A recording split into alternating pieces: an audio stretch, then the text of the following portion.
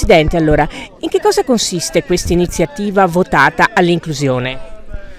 È un'iniziativa che il Comitato ha sviluppato da alcuni anni, è un'iniziativa che vuole portare a tutto il mondo dei ragazzi un'inclusività e la possibilità di stare insieme e crescere ed avere delle relazioni.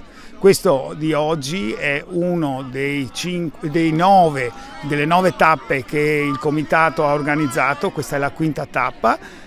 Devo dire che stare qui insieme ai ragazzi è un momento entusiasmante, è veramente una cosa importante, una cosa grande. Una cosa che arricchisce tutti, sia le persone portatrici di disabilità, sia le persone, mi passi il termine, cosiddette normodotate.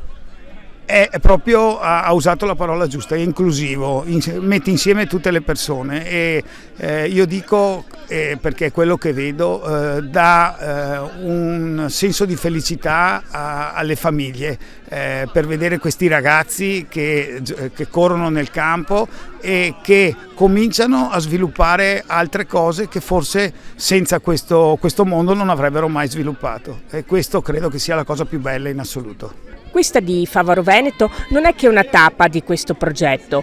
Come si sta evolvendo appunto questa iniziativa?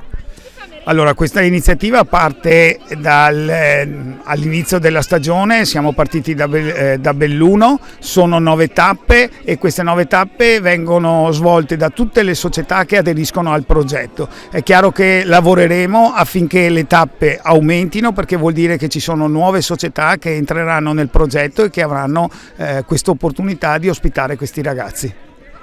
Il tutto ovviamente all'insegna dei valori del rugby, perché l'inclusione non è che uno dei capisaldi di questa disciplina. Assolutamente sì, oltre che inclusione è il rapporto tra i ragazzi, tra le famiglie, tra chi organizza. Io voglio ringraziare tutte quelle persone che oggi si dedicano a questo mondo, perché sono delle persone che hanno un cuore grandissimo.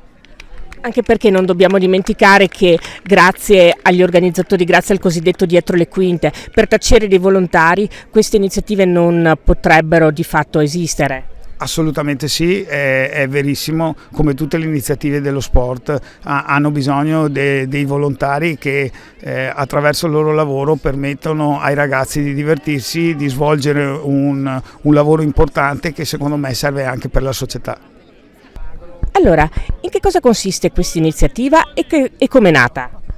È nata nel 2019 da un'idea di poter far partecipare un rugby per tutti.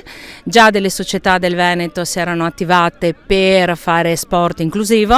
Il comitato ha pensato di poter creare dei circuiti dove tutti quanti potevano partecipare.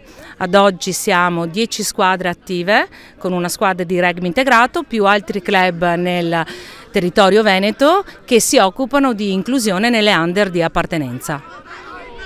In che modo uno sport come il rugby specificamente può agevolare l'inclusione? Perché noi vediamo lo sport, che è un diritto per tutti, come un mezzo per far sì che i ragazzi possano migliorare non solo le abilità fisiche, ma le abilità di relazione con gli altri e soprattutto trovare modo e spazio per poter vivere la normalità di uno sport che è per tutti. Come è articolata questa giornata e quanti sono i partecipanti, intendo dire squadre e singole persone? Allora, oggi qui in campo abbiamo 9 squadre, perché una oggi non c'è. Oggi siamo 160 persone, tra persone con e senza disabilità che giocano insieme. In campo non si vede qual è la differenza, ma andiamo in campo per colore. Siamo una squadra di molti colori, i colori identificano solamente un grado di abilità. Le squadre sono miste e suddivise per abilità in modo da dare a tutti la possibilità di esprimere al meglio le loro potenziali. E siete anche fortunati perché oggi c'è il sole e quindi questo sicuramente aiuta il fatto che il tempo regga. La B-Rugby è sempre una giornata di sole. Beh, questa è la risposta più bella che potesse darmi. Tornando all'iniziativa in quanto tale, quali altri sono i progetti del Comitato Veneto Rugby per favorire appunto l'inclusione oltre a questo che stiamo vedendo? Allora, per il comitato questo è un processo di inclusione.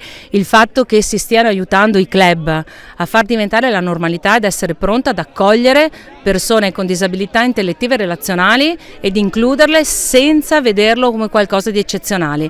L'obiettivo del comitato è quello di svilupparlo il più possibile per arrivare un giorno a non dover più parlare di processo di inclusione. Come hanno accolto questa iniziativa sia le persone appunto con disabilità, sia le persone, mi passi il termine, cosiddette normodotate? Allora, per noi non esiste la distinzione, per noi va evidenziata l'unicità di ogni persona, siamo tutti diversi e l'inclusione è proprio questa, non abbiamo mai trovato difficoltà né nell'accoglienza da una parte né dall'altra, noi entriamo in campo come persone.